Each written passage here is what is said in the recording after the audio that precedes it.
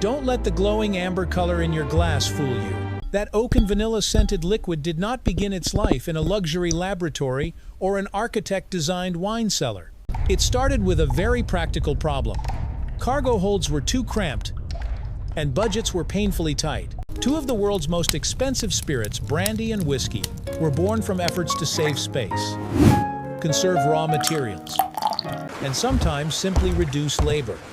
If there were a museum dedicated to accidental inventions, they would deserve their own exhibit. The first story takes us back to the 16th century. I count only 48 sealed. When Dutch maritime trade was booming, merchant ships left port loaded with barrels of wine purchased from France and Spain.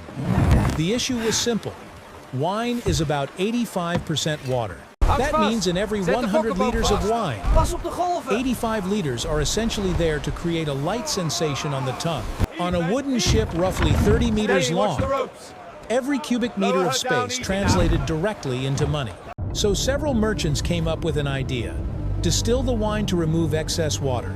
When heated, ethanol, the compound responsible for the warming sensation, evaporates at around 78 degrees Celsius. Lower than water's boiling point of 100 degrees Celsius, they collected the vapor, condensed it back into liquid, and produced something far stronger than the original wine. The result was a concentrated spirit that occupied less volume yet contained double, 20% space. sometimes triple. My calculations The alcohol content, they called it brandewijn in we only Dutch, ship the essence. meaning burnt The wine. volume shrinks. The name the accurately profit described the swells. process. Let us proceed. Boil to concentrate. The original plan was practical. Upon arrival at port, they would simply add water back to restore it into wine and sell it as usual. But a small moment changed history. When they tasted the concentrated liquid, they noticed something impossible to ignore. It was richer, deeper. The warmth spread faster. There was no need to dilute it again, because the concentrate itself had become something new. Brandy was no longer a compressed version of wine. It was an entirely different expression. A decision made to save cargo space eventually gave birth to an industry worth billions of dollars today. From the coastal cellars of the Netherlands, the small volume of we move concentrated northward to the spirit damp, is equivalent cool to this climates much of larger Ireland and volume Scotland, of the weaker solute. where another experiment was quietly unfolding. Medieval monasteries possessed distillation techniques learned from the Arab world through Latin translations. At first, they used distillation to create medicinal solutions, known as aqua vitae, the water of life. The key difference was raw material. In these colder lands, grapes were scarce, grain was abundant, barley, rye, sometimes oats. When grains are crushed, mixed with water, and heated, Such a potent enzymes spirit. called amylase Truly, convert it takes the starch breath into away. sugar. Fermentation then transforms sugar into ethanol. Distillation separates the ethanol from the fermented mixture. Whiskey, therefore, is not concentrated wine. It is distilled beer without hops. If a batch of beer contains about 5% alcohol, meaning 5 milliliters of ethanol in every 100 milliliters of liquid distillation can increase that. Concentration to quarant, percent or more. Cheers to that. 40% may sound abstract. In the world. Imagine instead of 5 teaspoons of alcohol in a cup, there are 40. The burn in the throat is not random. It is a direct chemical consequence of concentration. By the 15th century in Scotland, this water of life had moved beyond monastery walls and into everyday society.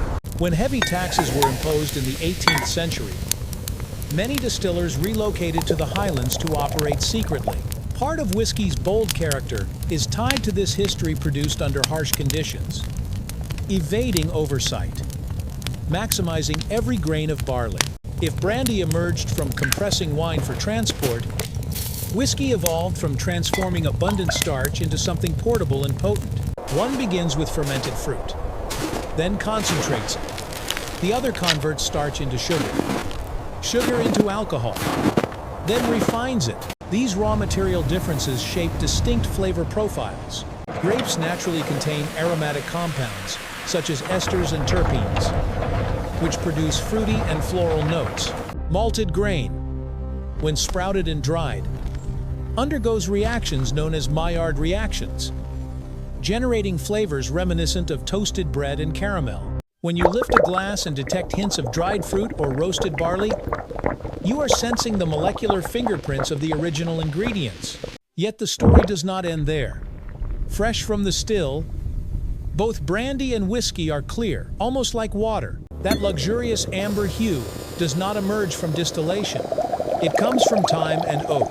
Oak barrels Essentially, contain whiskey is lignin, distilled beer, crafted without cellulose, hops. We ferment the wash, and distill it in copper. hemicellulose. When the inside of a barrel is lightly charred, heat breaks down these components and produces compounds such as vanillin, which carries a vanilla aroma, as well as caramelized molecules. Over years of aging, the spirit seeps into the wood, dissolves some of these compounds, and returns to the liquid. During this aging process, roughly 2% of the volume can evaporate each year through the barrel walls. This loss is often called the angel's share. If you age 100 liters for 10 years, you may lose nearly 20 liters to evaporation alone. Smoothness has a cost, time and loss.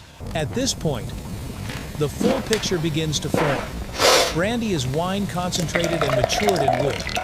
Whiskey is grain beer distilled and aged in barrels. Both began with highly Purest practical batch yet. concerns: The proof preservation, is right where we want it. transport efficiency, resource management. None of the Dutch Brandy is merchants or crafted Scottish from the monks sweetness of the imagined they fruit, were crafting whereas global whiskey cultural derives icons. its depth from the They heart were of the solving grain. immediate problems. History often works this way. Scarcity leads to invention. Frugality leads to refinement. Sometimes choosing not to add water back in creates an entirely new flavor. The next time you hold a glass of amber liquid, you might remember that behind it lies more than oak and thyme. There were cramped ship holds and damp monasteries. There were calculations about boiling points and enzyme activity. There were merchants counting cargo space and monks experimenting with grain. And perhaps that is the quiet lesson hidden in the glass. Some of humanity's most celebrated creations began not with grand ambition, but with the simple desire to save space, save effort, and make better use of what was already available.